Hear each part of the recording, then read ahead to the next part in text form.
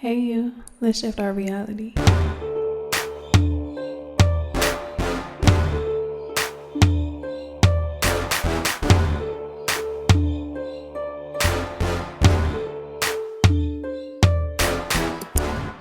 It's me, Lonnie, from ilovelonnie.com or Talk Lonnie the podcast on Apple Podcasts, Spotify, and YouTube.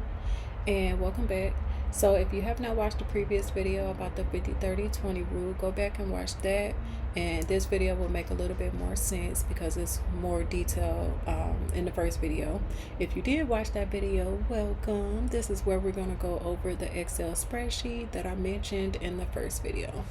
Now, as a disclaimer, this is just a test, just a quick little example of something that you could use, so you can definitely customize all of this information to fit your personal life situation. Okay, now the title, as I mentioned, it is just an example, so you can always put whatever title you want to name your spreadsheet. All of the labels of all the categories and everything is just customizable, but I'm going to give you something to start with.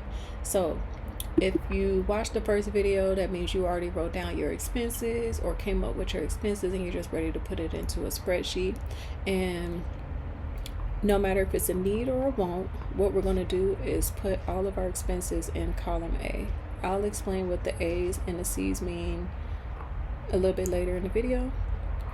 But for the sake of the video, we're going to start off with just putting all of your bills that you pay, whether it's a need or a want, in column A. Column B is going to be the total of all of those expenses. So if your rent is $500, if your car payment is $200, insurance is $50, and so forth. Now, like I said, this is not my exact information or anybody's exact information. It's just an example, so you can customize it to be whatever your information is. This is just for the sake of easy math. So you're going to put all the amounts in, and then column C is going to be your income source. It's your net monthly income. Your net is going to be whatever your income is monthly after they remove taxes and deductions. Whatever you are left with is what number will go into this box. Okay, and I have $1,000 just for the sake of the video. Now, your disposable income is going to be your net income, which is the $1,000, minus however much your expenses are coming out, which is the $870, and what you're left with is your disposable income, which is the $130. The very next column is going to be per paycheck, how much you need to put towards your bills. This is going to align with a different video that is also available, to where if you want to learn how to pay your bills monthly or a month in advance, this is going to be the number that helps you to do that. So this is a total of all of your bills, which is the $870, divided by however many times you get paid. And for the sake of the video, we did 2 times. So that means it would be bi-weekly. And that would mean $435 will come out twice a month for you to equal the $870. Now, if you did that weekly, we're going to also show a little quick example there as well. Now, I'm going to click on each cell or each box so that you'll be able to see the formulas that I use to come up with these numbers. The formulas are very helpful because it allows the spreadsheet to basically do the math for you, which is crazy helpful. So the total of all of our bills that we just tracked in our spreadsheet is going to equal $870. If you look in the bottom left hand corner right here where it says formula, that is the formula that was used to come up with the $870. So that is a sum. If you see that it's highlighted all the numbers in this column, that's going to be a sum of everything in this column. So no matter what I put in this column, it's going to calculate and update. So if I change that to 25, you see it goes to 875 instead of the 870 that it was at before. If I change it back to the 20, it goes back down to the 870. So that formula is going to allow it to update as you make changes. So that is how you get your total. You just put the formula in for the sum.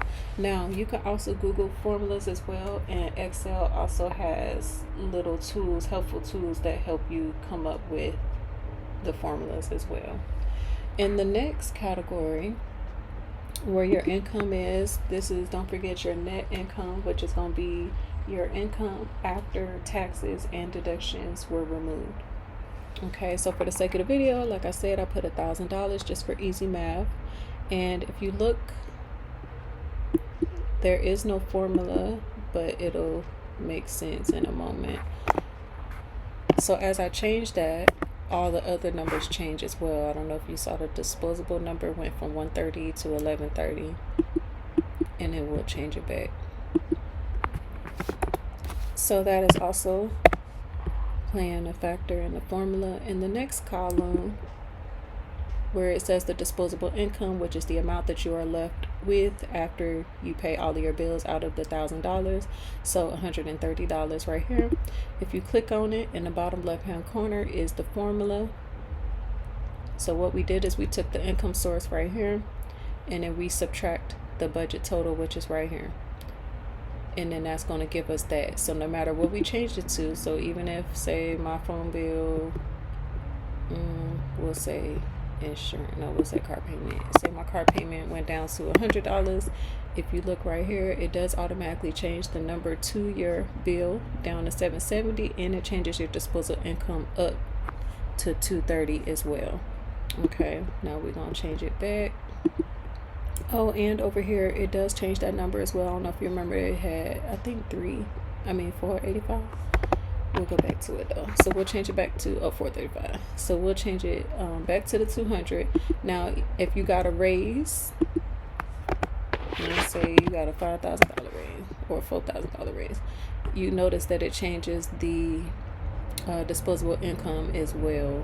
Now, this amount, which is your bill part, that's not going to change because your bill is going to stay the same. Or if they do change, that's when the bill will change. The bill part will change if your bills change.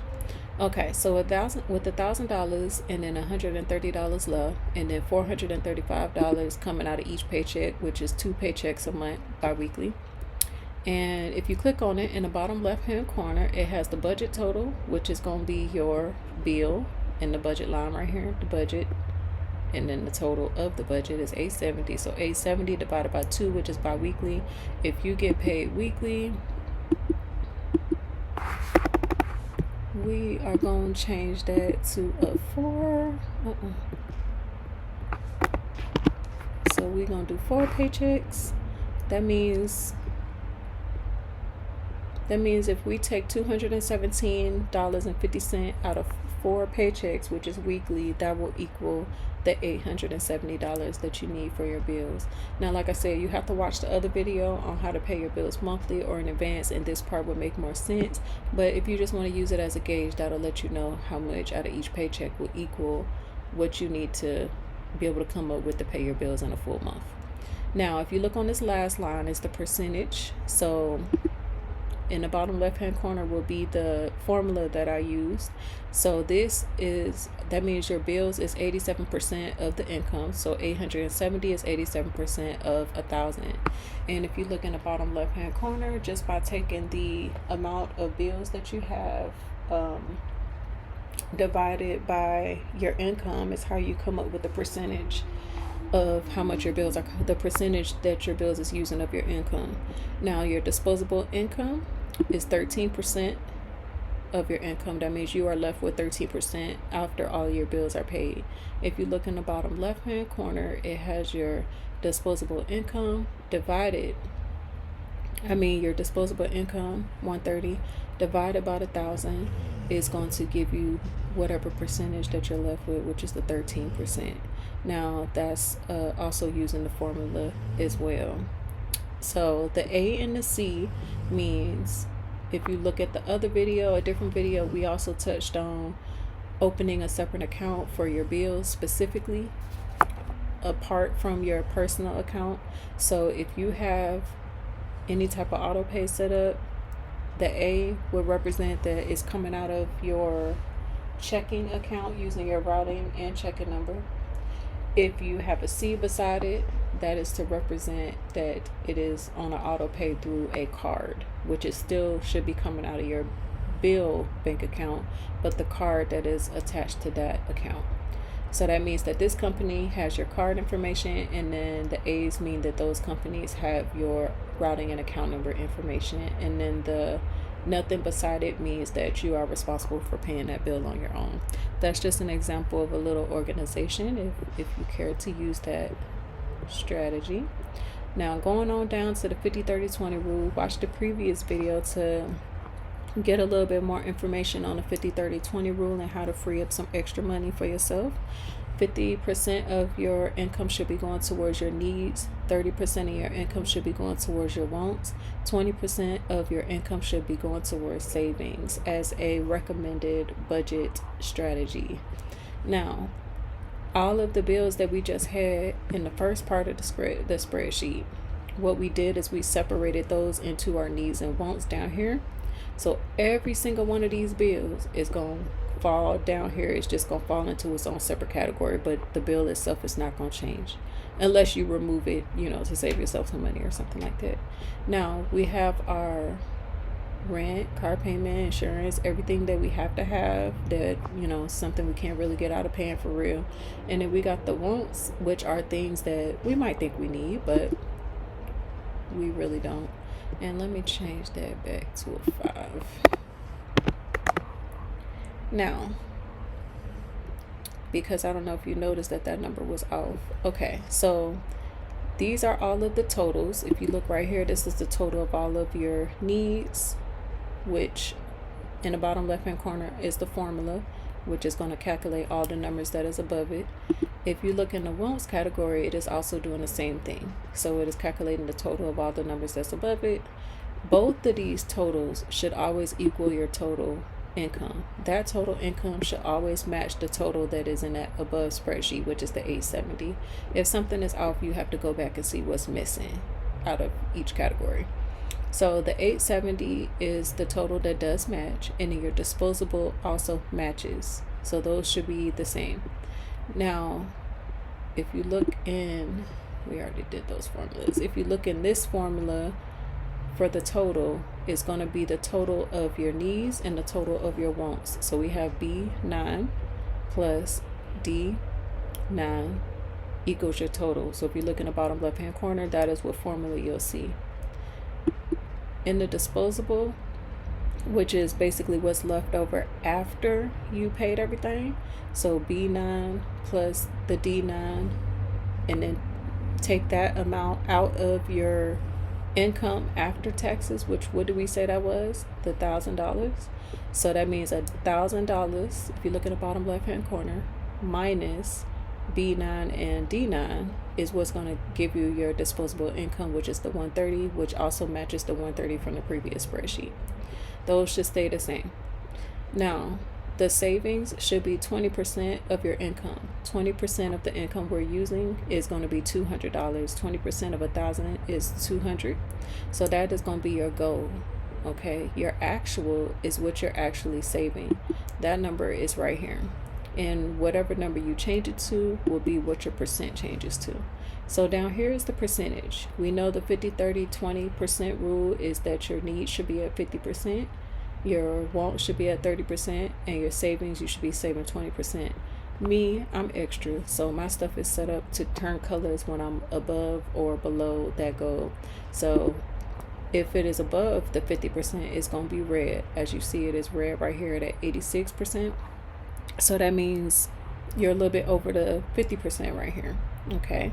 And if you look over in the wants, that means that it's green. So it is under the 30%.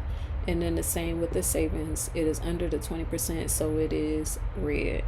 Now, this is showing you the percentage, so it can kind of get you in a habit of being able to see where you are. So if you're at 86%, but we should be at 50, so that either means, hey, I might need to cut down on some bills, or I might need to increase my income to kind of balance that number out, because what that basically just means is most of your income is just going towards bills, which is cool, but if you want to be comfortable, it should be like a balance, which if you slide over to the wants, how it is at 2%, it does kind of even itself out because you're drastically under the 30%, even though you're over in the needs category, but they balance each other out. So you're not too much over where you should be when you add them together or when you average them together. Now the savings, that is going to change, or it can change based on whatever you have. So let's say, for example, you have $130, but you want to save 100 of it this month. So that'll let you know that you're saving 10% at that time. 10% is going towards saving. If you decide you want to save, let's say you got some other stuff going on this month and you want to just save $20, then that means you save 2%. Now, like I mentioned in a previous video, even though they say that you should be saving 20% of your income, a saying that I always loved is cornbread is better than no bread. So anything that you save, for me, in my opinion, always helps and makes a difference. So even if you can save $5, $20, as long as you're saving something towards your own self, I think that it's a win-win regardless. Now, this is kind of just a quick little gist of a spreadsheet that you can use. We're going to go into a more detailed one a little bit later, but this was just kind of giving you an idea of how to use a spreadsheet to budget your bills. It's very organized, it's very easy. You don't have to do the math. You can depend on the computer to basically do it for you.